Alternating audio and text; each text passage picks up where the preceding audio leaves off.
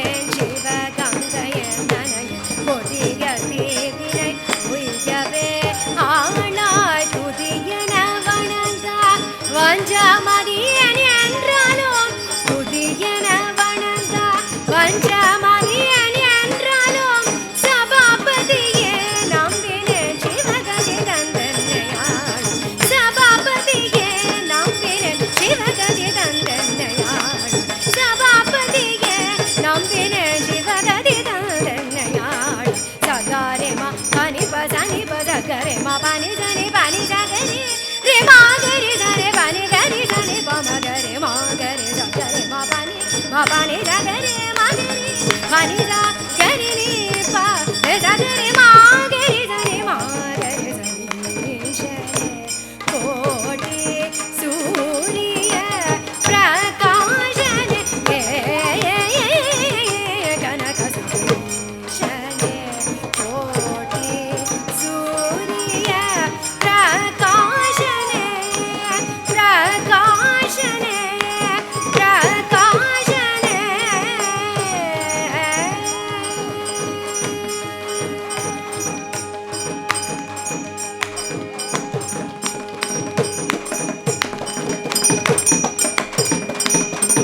கன்றின் குரலே கேட்டு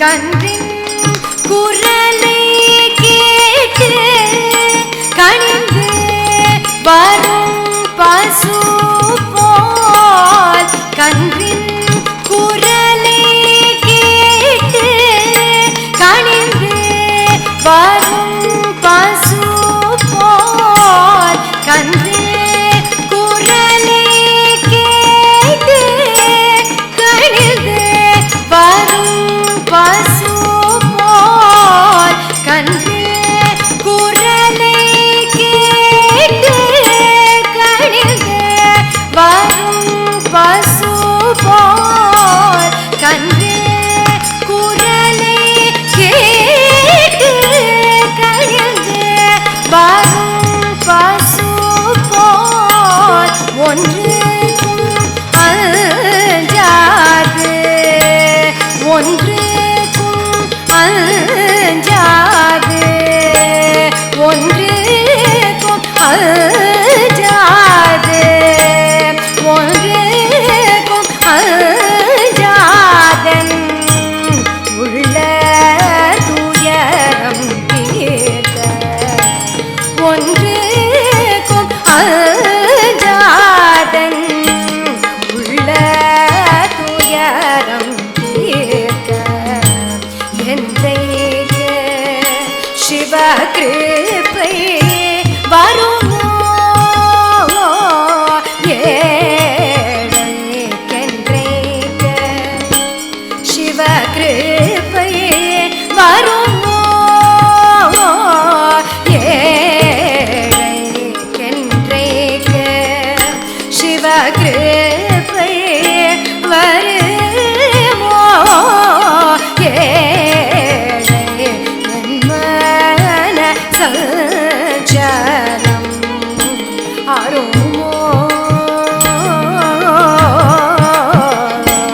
என் மன சஞ்சலம் அருமோ என்றைக்கு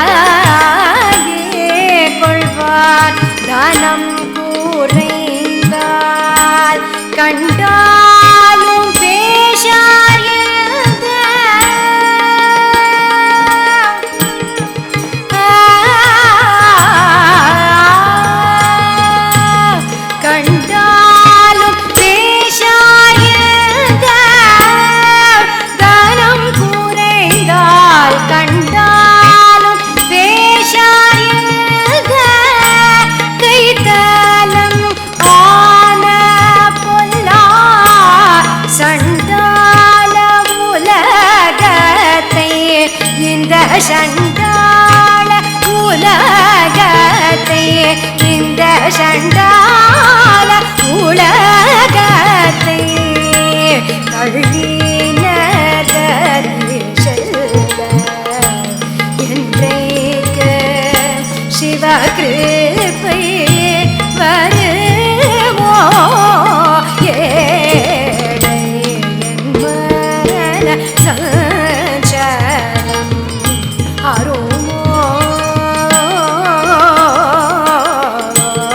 என்றைக்கு சிவகிருபை வருமோ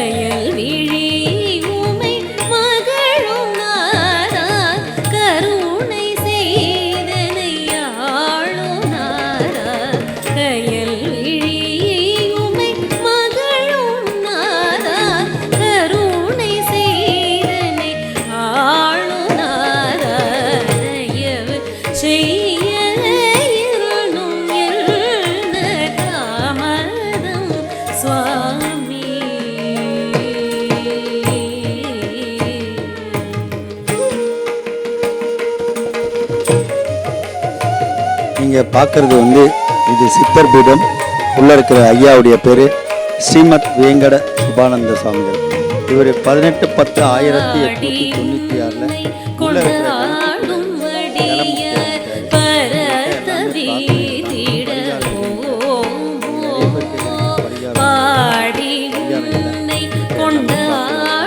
உள்ளம் உருகி வேண்டும். 7 வாரத்தில்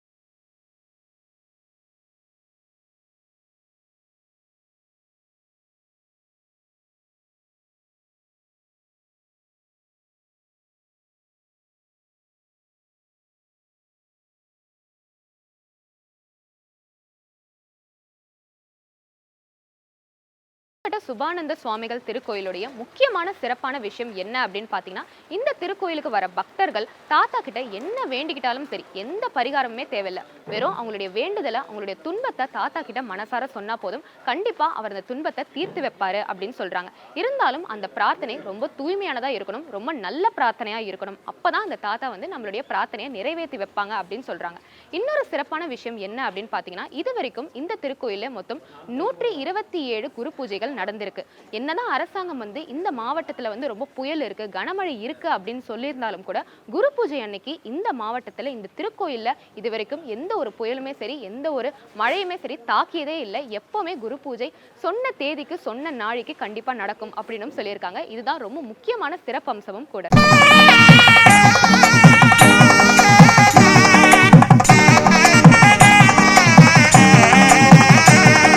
ஸோ என் பேர் சரிகா. நான் வந்து ஆதம்பாக்கம் அந்த சைட்லேருந்து தான் வரேன். நான் ஒரு ஸ்கூலில் ஒர்க் பண்ணுறேன். அந்த ஸ்கூலில் இருக்க ஒரு டீச்சர் தான் இந்த கோயில் எங்களுக்கு சொன்னாங்க. அதுக்கு முன்னாடி தெரியாது. போன வாரம் வந்தோம். 7 வாரம் வந்தால் நல்லதுன்னு சொன்னாங்க. ஸோ அதான் சீக்கிரம் எனக்கு மேரேஜ் ஆகணும் அப்படின்ற வேண்டுதல் வச்சுட்டு 7 வாரம் வரலாம் அப்படின்னு இது 2வது வாரம் நாங்கள் வந்துட்டுருக்கோம். என் பேர் கீதா. நானும் இவங்க கூட தான் ஒர்க் பண்ணிகிட்ருக்கேன். நானும் வேண்டுதல் வச்சு தான் வந்துட்டுருக்கேன். இது 2வது வாரம் வந்துட்டுருக்கேன். வணக்கங்க, என் பேர் பாலசுப்ரமணியன். நான் இங்கே வந்து ஒரு 2-3 மாதமாக வந்துக்கிட்டு இருக்கேன். கொஞ்சம் எனக்கு வந்து வயிறு வலி ப்ராப்ளம் இருந்தது. தாத்தாவை வேண்டிக்கிட்ட பிறகு எனக்கு அதெல்லாம் பூரண குணமாயிருச்சு. பல அற்புதங்களை நடத்தி கொண்டிருக்கிறார் என்று கேள்விப்பட்டு இங்கே வந்தேன்.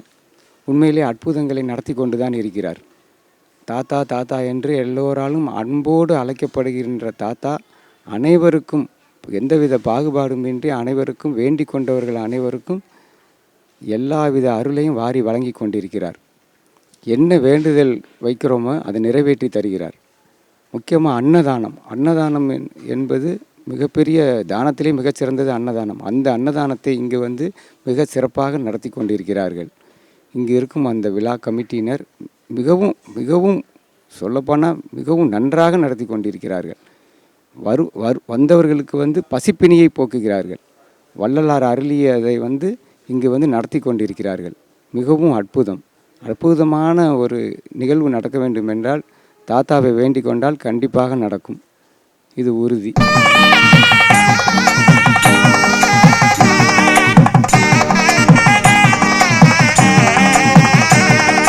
என்னுடைய பேர் குமரன். மக்கள் டிவிக்கு முதல் நன்றி. இந்த கோவில் ரொம்ப மிகப்பெரிய கோவில், பழமை வாய்ந்த கோவில். இது இப்போ ஒரு 3 ஆண்டுகள் முன்பு தான் சிறப்பாக நடத்தி கொண்டு வருகிறார். ஆனால் இந்த கோவிலுடைய சிறப்பை இப்போ தான் ரொம்ப வெளிப்படுத்தின்னு வராங்க. இது ஏற்கனவே பழமை வாய்ந்த கோவில் தான். அது ரொம்ப நாளாக இருக்கிறதுனால எதுவும் கவனிப்பு இல்லாமல் இருந்தது. இப்போ தான் அவங்களுடைய இதில் வந்து ஒரு தெளிவுபடுத்தி எல்லாமே நன்றாக நடத்தி கொண்டு இருக்காரு. அதுவும் நோய் நொடினா ரொம்ப நல்லா கிளியரன்ஸ் ஆகுது. நல்லா வேண்டுதல் நடத்தினால் நோய் நொடி தான் ரொம்ப தீருது. நமக்கும் நோய் நொடியில் தான் இருந்தேன். நானும் இங்கே வந்து வேண்டிக்கினேன். எனக்கு கொஞ்சம் மிக்க சிறப்பாக இருக்குது. மருந்து மாத்திரையே தேவையில்லை எனக்கு. முதல்ல மாத்திரை கையுமா தான் இருந்தேன். இப்போ அதெல்லாம் இல்லாமல் கொஞ்சம் நல்ல ஆகாரம், நல்ல இது நல்லா குணமாகின்னு வருது. அதனால் ஐயாவை நான் மறக்கவில்லை. நன்றி. ராஜேஷ் ஃப்ரம் மயிலாப்பூர். இது மாதிரி எந்த பிரார்த்தனாலும் இங்கே நிறைவேறும்னு சொல்கிறாங்க. எனக்கு பர்சனலாக அந்த இதுக்கு வேலை விஷயமாக தான் இங்கே வந்துட்டுருக்கேன். 7 வீக்ஸ் இது 7th வீக் கம்ப்ளீட் பண்ண போகிறேன். கண்டிப்பாக நிறைவேற்றுவார் நம்பிக்கையில் வந்துட்டுருக்கேன். பட்டு அது ஒன்று. 2வது இங்கே வந்தால் ஒரு மென்டல் பீஸ் கிடைக்கிது. இங்கே வந்தால் பீஸ்ஃபுல்லாக இருக்குது இந்த இடமே. மீண்டும் வரணுங்கிற தோணுது. நிறைய பேர் சொன்னாங்க இதில் இந்த மாதிரி யாருக்கோ இந்த கேன்சர் வந்து 3rd ஸ்டேஜில் இருக்கிறவங்களுக்கு க்யூர் ஆச்சு, இங்கே வந்துட்டு போனப்பறம் சரியாச்சு. ஒரு 10 வருஷம் குழந்தை பிறந்தது அந்த மாதிரிலாம் சொல்கிறாங்க. ஸோ அதை பார்த்துட்டு தான் இங்கே வர ஆரம்பித்தேன். ஸோ இதோட 7th வீக் முடியுது. கண்டிப்பாக அவர் நிறைவேற்றுவார் நான் நம்புகிறேன். Hello, my name is Archana. நான் டி நகர்லேருந்து வரேன். ஸோ இந்த டெம்பிள் வந்து எனக்கு ரொம்ப என்ன கேட்டிங்கன்னா எனக்கு எதுவுமே தெரியாது. பட் ஒரு நாள் திடீர்னு நைட் ரேண்டம் வீடியோவில் தான், ஃபேஸ்புக் வீடியோவில் நான் பார்த்தேன். And I am a devotee of Pamban சுவாமிகள் யூஸ்வலி. ஸோ பாம்பன் சுவாமி, மகாபெரிவா, அந்த மாதிரி எனக்கு நிறைய சித்தர் இந்த மாதிரி ஒரு அசோசியேஷன் எனக்கு இருக்கும். ஸோ பாம்பன் சுவாமியும் ஐ யூஸ்வலி சே தாத்தா அப்படி தான் நாங்கள் அங்கே சொல்லுவோம். நிறைய பேர் அந்த டெம்பிளில் கூட நாங்கள் அப்படி தான் சொல்லுவோம். ஸோ நான் வீடியோ கூட பார்க்க முன்னாடி லைக் தாத்தா கோவில்னு ஐ வாஸ் லைக் சர்ப்ரைஸ்ட். ஏன்னா நம்ம தாத்தா சொல்கிறோம், தாத்தா கோவில் வருது அப்படின்ட்டு. அண்ட் வென் ஐ அவரோட ஃபேஸ் வந்து வாஸ் ரிசம்பிளிங் நம்மளோட மகாபெரியவர். ஸோ அதனால் I felt that the divine will lead to the divine என்ற மாதிரி I said okay some vibration is there இங்கே போகலாம் அப்படின்னு சொல்லிட்டு I came and I started feeling எனக்கு அந்த ஒரு good vibes இருக்குது. So some way or the other it is making me come repeatedly. This is the 4th time I'm coming here. So almost all the 4 weeks I'd been here. So it is giving me a good feel and I'm quite happy about it. சித்தர்கள் அப்படின்றவங்க யாரு? சித்தர்களுடைய நோக்கம் என்ன? ஒரு மனிதனால சித்தர் ஆயிட முடியுமா? இப்படி பல கேள்விகள் மக்கள் மனசுல இருந்துகிட்டே தான் இருக்கு. சித்தர்கள் அப்படின்றவங்க வெறும் சித்தத்தை அடக்கியவர்கள் மட்டும் இல்ல. இந்த உலகத்தை பத்தியும் இந்த உலகத்துடைய நோக்கத்தை பத்தியும் பிரபஞ்சத்தை பத்தியும் பிரபஞ்சத்தோட ரகசியத்தை பத்தியும் இன்னும் சொல்ல போனோம்னா இயற்கையோட இயற்கையா கலந்து இயற்கையை பத்தி நன்கு அறிந்தவர்களை தான் நம்ம சித்தர்கள் அப்படின்னு சொல்லுவோம். ஒரு மனிதன் நினைச்சா கண்டிப்பா அவனாலையும் சித்தர் ஆக முடியும். நான் ஏன் அப்படி சொல்றேன் அப்படின்னு பாத்தீங்கன்னா, முதல்ல சித்தர்களே மனிதர்களா தான் இருந்திருக்காங்க. அதனால ஒரு மனிதன் நினைச்சா கண்டிப்பா அவனாலையும் சித்தர் ஆக முடியும். சித்தர்கள் மனிதர்கள் கிட்ட எந்த எதிர்பார்ப்பும் எந்த நோக்கமும் வைக்கிறதில்ல. வெறும் நன்மை, நேர்மை மற்றும் நல்ல வழி நடத்தல் இது எல்லாத்தையுமே நம்ம பின்பற்றினா கண்டிப்பா நம்மளாலையும் சித்தர்கள் ஆக முடியும். இதுதான் சித்தர்களுடைய சிறப்பம்சமும் கூட.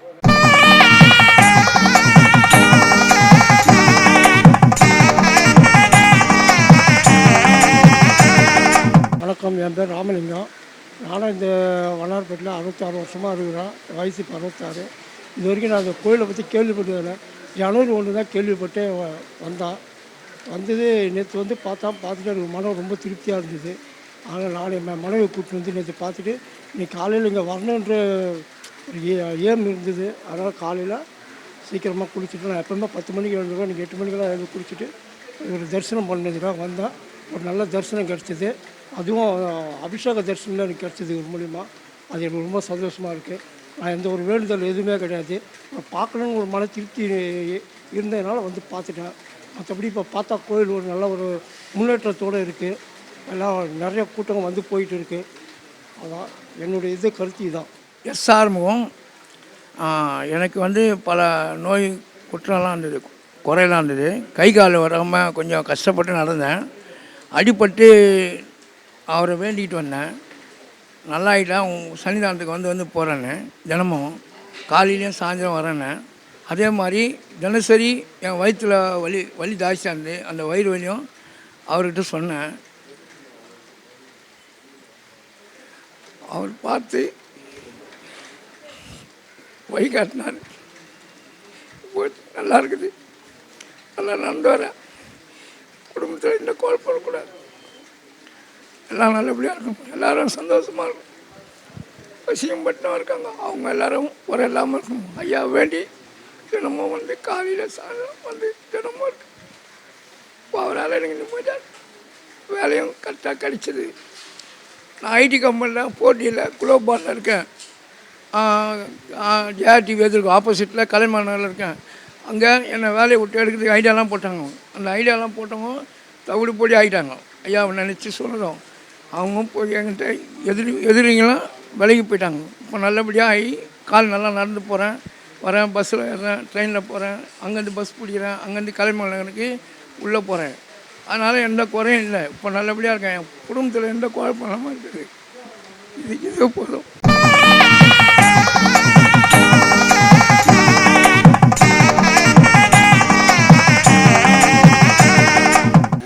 நான் வழக்கறிஞர் டெல்லி பாபு பேசுகிறேன்.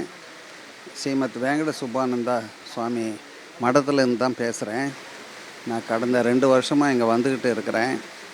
இந்த இடத்துல நம்ம காலடி பட்டாலே போதும், அவங்கவுங்க பலனை அவங்கவுங்களே அறிஞ்சிப்பாங்க. சொல்லியெல்லாம் தெரிய வேண்டிய அவசியம் இல்லை. இங்கே வந்துட்டு ஒரு 7 சுற்றிக்கிட்டு ஒரு 7 வாரம் வந்துட்டு, முக்கியமாக வந்து வியாழக்கிழமை குரு பூஜை ரொம்ப முக்கியமானது. அதே நேரத்தில் அமாவாசை பௌர்ணமியில் இரவு பூஜைலாம் நடக்குது. இங்கே தங்கிட்டு ஒரு 12 மணிக்கு ஒரு பூஜை ஒன்று இருக்குது. அந்த பூஜையிலையும் கலந்துக்கிட்டு காலையில் எழுந்து போனாங்கன்னா அவங்களுக்கு உண்டான எல்லா கஷ்டங்களும் நிவர்த்தி அடைகிறதா ஒரு ஐதீகம். இந்த வேங்கட சுப்பானந்த சாமிகள் வந்து இந்த ஏரியாவில் 135 வருஷத்துக்கு முன்னாடி ஜல சீவ சமாதி அடைஞ்சவர். ஜல சீவ சமாதி அடைஞ்சவங்க 2 பேர் தான். ஒருத்தர் வந்து தெற்கு சைடில் இருக்காங்க, இவர் இங்கே. இவர் வந்து செங்கல் சித்தர்னு கூட சொல்லுவாங்க. இந்த ஏரியாவில் வண்ணாரப்பேட்டை ஏரியாவில் செங்கல் சூளையெல்லாம் அந்த காலத்தில் இருக்குமா. அந்த செங்கல்லை எடுத்து அந்த வண்டியில் போகும்போது செங்கல் அடிக்கின்னு போவாங்க. அந்த நேரத்தில் இவர் ஒரு செங்கல் எடுத்து யாராவது பார்த்து கொடுத்தாருன்னா அவங்க அந்த கல்லை எடுத்து போனாங்கன்னா உடனே அவங்க வீடு வாசல்லாம் கட்டி ஒரு வீடு வாசலோடு இருக்கிறதா ஒரு ஐதீகம் சொல்கிறாங்க. அதே நேரத்தில் இவர்கிட்ட என்ன வேண்டுதலோ மன ரீதியாக வேண்டிக்கணும் போனால் அடுத்த முறை அவராக வரவழைக்கிறாரா நீங்களா வரீங்களான்னு உங்களுக்கே தெரியாது. இதே நேரத்தில் நான் அனுபவிச்சுட்டு தான் அதை சொல்கிறேன். வர்றவங்க எல்லாமே நான் இப்போ தாங்க வர்றேன் இப்படிலாம் வேண்டிக்கிறேங்கன்னு ஒன்றும் இல்லை, மன ரீதியாக வேண்டி போங்க. அதேமாரி எந்த ஐதீகமும் இங்கே கிடையாது. அவங்கவுங்க வேண்டுதல் தானே தவிர இப்படி செய்யணும் அது செய்யணும் இப்படி பண்ணணும் அது பண்ணணும்லாம் எதுவுமே சொல்ல மாட்டாங்க. அதனால் தாத்தான்னு தான் இவரை கூப்பிடுவாங்க. இவரை டெய்லி வணங்குறவங்களும் இருக்காங்க, வாரத்துக்கு ஒரு தரம் வரவங்க இருக்காங்க, மாதத்துக்கு ஒரு தரம் வரவங்க. இப்போ நிறைய பேர் வர ஆரம்பிச்சிட்டாங்க. காரணம் அந்த பலாபலனை அனுபவிச்சதுனால மிராக்கல்னுவாங்க, அதிசயம்லாம் நடக்குது. அதனால் நான் எப்படி அனுபவிச்சேனோ அதை தான் நான் உங்களுக்கு சொல்கிறேன். அதே மாதிரி நீங்களும் அனுபவித்து தெரிஞ்சுக்குங்க, நல்லா இருங்க, வாழ்க வளமுடன். நான் இந்த கோயிலுக்கு கடந்த ஒரு 3 வருடங்களாக வந்துட்டுருக்கேன். இப்போ நான் வரும்போது வேறு மாதிரி இருந்த கோயில் இப்போது நிறைய பக்தர்கள் கோயிலை வேறு விதமாக மாற்றிட்டுருக்காங்க. எங்கள் தாத்தா கிட்டே எல்லாரும் இவர் செங்கல் சித்தர்னு சொல்லுவாங்க, தாத்தா சாமின்னு சொல்லுவாங்க. இதே மாதிரி நிறைய பேர் வேண்டுதல் வைக்கிறாங்க. தாத்தா அவருக்கு எல்லாமே அவங்க வேண்டுதல் வைக்கிறத நிறைவேற்றுறாங்க. அதனால் பக்தர்கள் நிறைய பேர் இங்கே டெய்லியும் மக்கள் தரிசனம் பண்ணிகிட்ருக்காங்க. அதே மாதிரி தாத்தாவும் அவங்க வைக்கிற வேண்டுதலை நிறைவேற்றுறாரு. நல்லா பல அற்புதங்கள் செய்கிறாரு. உடம்பு ரீதியாகவும் மன ரீதியாகவும் பல கஷ்டங்கள் இருக்குது. அதனால் இங்கே பக்தர்கள் அவங்களோட வேண்டுதல் வைக்கிறாங்க. வேண்டுதல் வைத்து தாத்தா நிறைவேற்றுறாரு. அதனால் அவங்களால முடிஞ்ச டெய்லியும் இங்கே அன்னதானம் பண்ணுறாங்க. அரிசி பருப்பு எல்லாமே வாங்கி கொடுத்து பக்தர்கள் அவங்களோட வேண்டுதலை நிறைவேற்றிருக்காங்க. தாத்தாவும் அவரோட பக்தர்களோட வேண்டுதலுக்கு இணங்க பல அற்புதங்கள் செஞ்சுட்டு வராங்க. அதனால் இந்த கோயில் மென்மேலும் பல மடங்கு உயர்ந்து வந்துட்டு அது கண்கூட நான் பார்த்துட்ருக்கேன். சித்தர்கள் யாரு? சித்தருடைய தரிசனம் நம்மளுக்கு கிடைச்சிராதா? சித்தர்களுடைய சமாதி எங்கெல்லாம் இருக்கு அப்படின்னு தேடி தேடி போற மக்கள் ஒரு புறம் இருந்துகிட்டே தான் இருக்காங்க. சித்தர்கள் உண்மையாவே மனிதர்கள் தானா, இல்ல அவர்கள் சிவபெருமானுடைய ரூபங்களா அப்படின்னு மக்கள் மனசுல இன்னுமே அந்த கேள்விகள் இருந்துகிட்டே தான் இருக்கு. சித்தர்கள் மொத்தம் 18 பேரா, 108 பேரா, 1008 பேரா அப்படின்னு பல கேள்விகள் மக்கள் இன்னும் நினைச்சுக்கிட்டே தான் இருக்காங்க. சித்தர்கள் உண்மையாவே நம்மளுக்கு ஆசீர்வாதம் செய்ய நினைச்சா மட்டும்தான் நம்மளால சித்தர்களை தரிசனம் செய்ய முடியுமா? ஒருவேளை சித்தர் தரிசனம் நம்மளுக்கு கிடைச்சிட்டா நம்ம சுயநினைவை நம்ம இழந்துருவோமா அப்படின்னு மக்கள் எல்லாருமே இப்ப வரைக்கும் பயந்துகிட்டே தான் இருக்காங்க. அதனாலதான் 18 சித்தர்கள் இருக்கக்கூடிய சதுரகிரி மலைக்கு கூட பக்தர்கள் எல்லாருமே போனா கூட முழுமையா எல்லா சித்தர்களையும் பார்த்துட்டு அவங்க வரமாட்டாங்க. பாதியிலேயே பயத்திலேயே வந்துருவாங்க. இதுதான் சித்தர்களுடைய சிறப்பம்சம் அப்படின்னுமே சொல்லலாம். இருந்தாலும் இப்ப வரைக்குமே மக்கள் சித்தர்கள் எங்க இருக்காங்க அப்படின்னு தேடி தேடி போற ஆர்வம் அவங்க மனசுல இருந்துகிட்டே தான் இருக்கு. இதுதான் சித்தர்கள் அனைவருடைய சிறப்பும் கூட.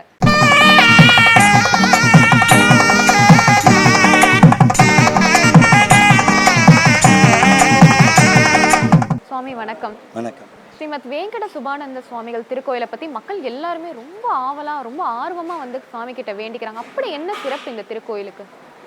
சாமியுடைய அனுகிரகம் தான்மா. இங்கே பக்தர்கள் யார் பிரார்த்தனை வச்சாலும் கண்டிப்பாக நிறைவேறுது. அதனால தான் பக்தர்கள் அவ்வளோ பேர் இங்கே வராங்க. சரி, இவருக்கு செங்கல் தாத்தா, செங்கல் சுவாமிகள் அப்படின்னு இன்னொரு பெயர் இருக்கு இல்லையா? ஏன் அந்த பெயர் அவருக்கு?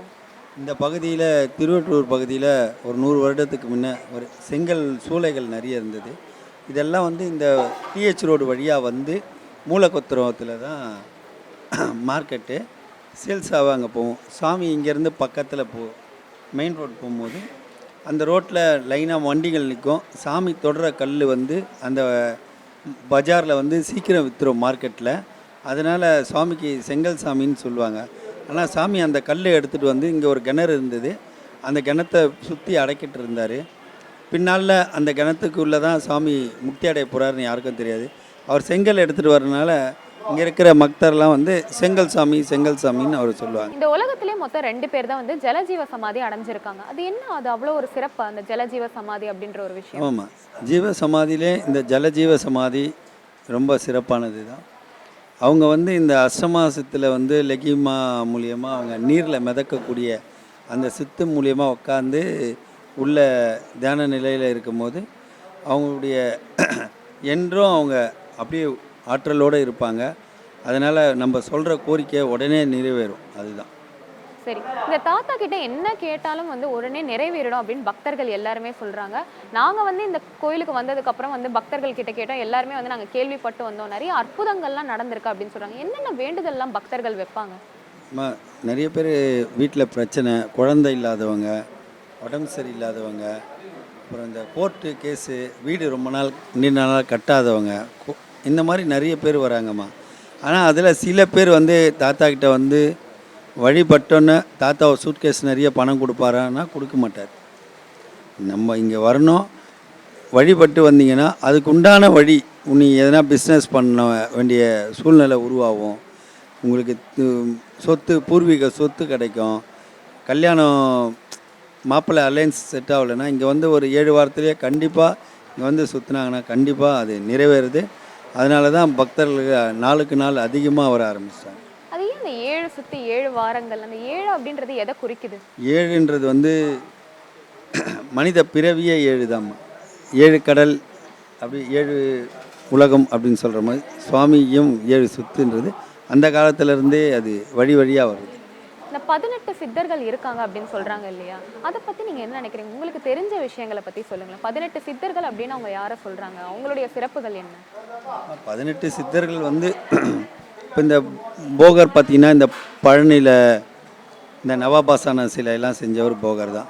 அந்த 9 மூலிகையிலையும் விஷமானதெல்லாம் ஒன்றாக்கி அதுக்கு பின்னால் அது மருந்தாக இது பண்ணார். அதனால் 18 சித்தர்களில் போகர் கொஞ்சம் ரொம்ப சிறப்பானவர். சரி, இந்த திருக்கோயிலுக்கு வந்த பக்தர்கள் வந்து எந்த பரிகாரமுமே செய்ய வேண்டாம் அப்படின்னு நாங்கள் கேள்விப்பட்டோம். அது உண்மையா? ஏன் அப்படி எந்த பரிகாரமும் செய்ய வேண்டாம்? சித்தர்கள் எதையும் விரும்ப மாட்டாங்கம்மா. அவங்க எதுவும் விரும்ப மாட்டாங்க. இருக்கிறவங்களே ரொம்ப கஷ்டத்தில் வராங்க, அவங்கள மீண்டும் மீண்டும் கஷ்டப்படுத்த விரும்ப மாட்டாங்க. சரி, முன்னாடியே வந்து இந்த திருக்கோயில் இருந்ததா இல்லை வெறும் கிணறு மட்டும்தான் இருந்ததா? இந்த கோயிலுடைய வரலாறை பற்றி சொல்லுங்களேன். இதுக்கு எங்கள் நிர்வாகத்துக்கு முன்னே இந்த வெறும் இது இதாக இருந்தது, இந்த கூடாரம் மாதிரி இருக்கிறது தான் இருந்தது. இதில் வந்து இப்படியே தான் இருக்கும். நாங்கள் தான் பின்னால் வந்து இந்த தரை, இந்த ஷெட்டு இதெல்லாம் போட ஆரம்பித்தோம். சரி, என்னென்ன அற்புதங்கள் நடந்திருக்கு? பக்தர்கள் உங்ககிட்ட சொல்லியிருப்பாங்க இல்லையா, எங்கள் வாழ்க்கையில் வந்து நாங்கள் வந்து தாத்தாவை வழிபட்டதுக்கு அப்புறமா எங்கள் வாழ்க்கையில் வந்து நிறைய மாற்றங்களை பார்க்க முடியுது, நிறைய அற்புதங்கள் நடந்திருக்கு அப்படின்லாம் சொல்லியிருப்பாங்கல்ல. என்னென்ன அற்புதங்கள் அந்த மாதிரி? இப்போது நேற்று கூட வந்தாங்கம்மா, குழந்தையே இல்லாத தருமபுரியிலேருந்து. அவங்க இந்த மாதிரி வந்துட்டு ஒரு முறை பிரார்த்தனை பண்ணிவிட்டு இங்கே கொடுக்குற எலுமிச்சை பழத்தை வாங்கிட்டு போனாங்க. இப்போ 2 குழந்தை பிறந்திருந்தது. நேற்று தான் வந்து சுவாமியை வச்சு அவங்க கல்யாணம் ஆகி 8 வருஷம் கழிச்சு தான் அவங்களுக்கு குழந்தை பிறந்தது. அவங்க 2 குழந்தையோடு வந்து இந்த சுவாமி கொண்டு போனாங்க. இதே ஒரு அற்புதங்கள் தானே. சரி, இந்த எலுமிச்சம்பழம் ஏன் கொடுக்குறாங்க? ஏன்னா எப்போவுமே நான் பார்க்கும்போது வந்து பக்தர்கள் வந்து 3 எலுமிச்சம்பழம் கொடுக்குறாங்க. அது ஏன் 3 எலுமிச்சம்பழம் கொடுக்குறாங்க? 3 கொடுக்குறாங்கம்மா. நம்ம கஷ்டத்தை வேண்டிக்கிட்டு தாத்தா கிட்ட கொடுக்குறோம். தாத்தாக்கு வந்து 1 எலுமிச்சம்பழம் கொடுத்துருவாங்க. என்ன கேட்டால் அது சாமிக்கு எதனா கொடுக்கணுன்றதுனால அந்த எலுமிச்சை பழத்தை கொடுத்துருவாங்க. அந்த 1 எலுமிச்சை பழத்தை நாங்கள் வாங்கி வைக்கிறவங்க கூட ரொம்ப பேர் வந்து கஷ்டத்தோடு எங்ககிட்ட சொன்னால் அந்த எலுமிச்சை பழத்தை அவங்ககிட்ட கொடுத்து அனுப்பிச்சிடுவோம். அது தாத்தா கொடுக்குற மாதிரி நாங்கள் கொடுத்து அனுப்பிச்சிடுவோம். இந்த கோயிலில் எப்போவுமே அன்னதானம் நடக்கும் அப்படின்னு சொல்கிறாங்க. அது எப்போவுமே நடக்குமா? தினமே நடக்குமா? தினக்கும் 12:30க்கு அன்னதானம் நடக்கும். அது எப்படி பக்தர்களே வந்து கொடுக்குறாங்களா இல்லை கோயில் நீங்கள் கொடுக்குறீங்க? இல்லை, பக்தர்களே கொடுக்குறது தாம்மா. பக்தர்கள் கொடுக்குற காணிக்கையில் தான் இந்த அன்னதானம் நடக்குது. வேற உங்கள் வாழ்க்கையை நீங்கள் குறிப்பாக ஏதாவது சிறப்புகள் சொல்ல முடியுமா? இந்த அளவுக்கு நான் இங்கே வந்து உட்காந்ததே ஒரு சிறப்பு. செங்கல் தாத்தா எப்போ முக்தி அடைஞ்சார்? அவருடைய வரலாறு என்ன? அவருடைய முழு பேர் வந்துமா ஸ்ரீமத் வேங்கட சுபானந்த சுவாமிகள். இதுதான் தாத்தாவுடைய பேர். ஆனால் அவர் இந்த பரம்பரைன்னு இருக்குமா, சித்தர்கள்லாம் வந்து பரம்பரைன்னு இருக்கும். இந்த ராகவேந்திர சாமிக்கு கூட ஒரு மடத்தில் இருந்து தான் வராரு. அந்த மாதிரி தான் வேங்கட சுபானந்த சுவாமிகளும். ஓம் சத் திருத்துரி இந்திரபீடம் கரப்பாத்திர சாமிகள் பரம்பரையிலும் ஈசூர் சச்சிதானந்த சாமிகள் மரபில் வந்த ஸ்ரீமத் வேங்கட சுபானந்த சுவாமிகள் தான் ஐயாவுடைய பேர்.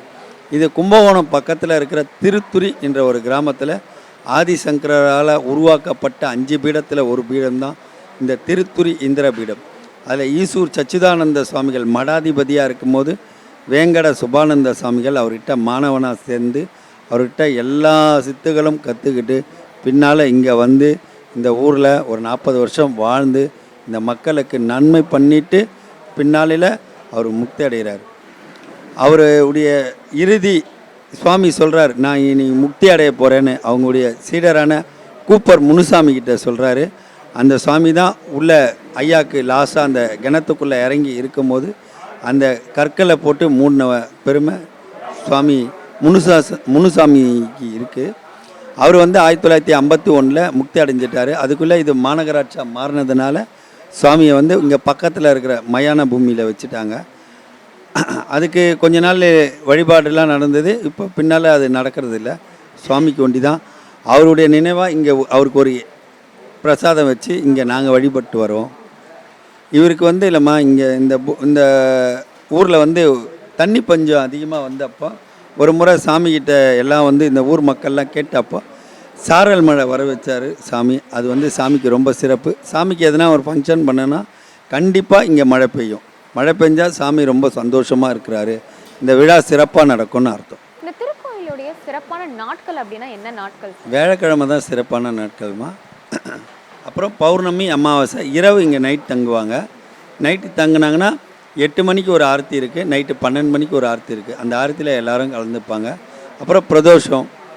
அப்புறம் இங்கே பின்னாடி இருக்கிற வாராகிக்கு வந்து தேய்பிற பஞ்சமி, வளர்ப்பிற பஞ்சமி இதை பண்ணுவோம். இதுதான். ஆனால் ரொம்ப விசேஷமான பௌர்ணமி வியாழக்கிழமை. சாமிக்கு வந்து இங்கே குரு பூஜைன்னு ஒன்று வருஷத்தில் ஒன்று நடத்துவோம். அது எப்போன்னு கேட்டிங்கன்னா ஐப்பசியில் வர பூரட்டாதி நட்சத்திரம் தான் சாமிக்கு வந்து இங்கே ரொம்ப சிறப்பாக நடத்துவோம். சரி, இந்த திருக்கோயிலில் எந்த பரிகாரமும் இல்லை அப்படின்னு சொன்னீங்க. அப்போ எப்படி பக்தர்கள் வேண்டிப்பாங்க? அவங்களுடைய அந்த வேண்டுதல் முறைகள் என்ன?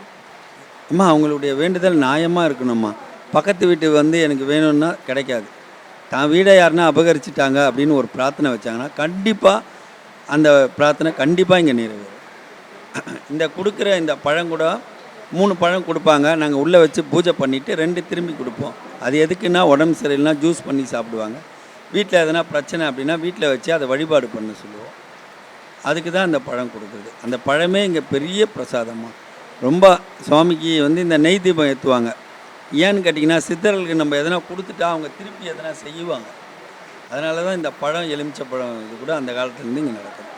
சரி, இந்த திருக்கோயிலுடைய சிறப்பை பற்றி பக்தர்களுக்கு ரொம்ப தெளிவாக விளக்கம் கொடுத்துருந்தீங்க. நன்றி சுவாமி. நன்றி. இன்றைய வளம் தரும் வழிபாடு நிகழ்ச்சிக்காக ஸ்ரீமத் வேங்கட சுபானந்த சுவாமிகள் திருக்கோயிலுக்கு தான் வந்திருந்தோம். இங்கே வந்து செங்கல் தாத்தா அவர்களை ரொம்ப சிறப்பாகவே தரிசனம் செஞ்சோம். கண்டிப்பாக நீங்களும் நேரம் கிடைக்கிறப்போ தாத்தா கிட்ட வாங்க, உங்களுடைய கஷ்டத்தை சொல்லுங்க. கண்டிப்பாக அவர் உங்களுடைய கஷ்டத்தை தீர்த்து வைப்பாரு. உங்கள் வாழ்க்கையில் நீங்கள் ஒரு நல்ல மாற்றத்தையே பார்க்கலாம்.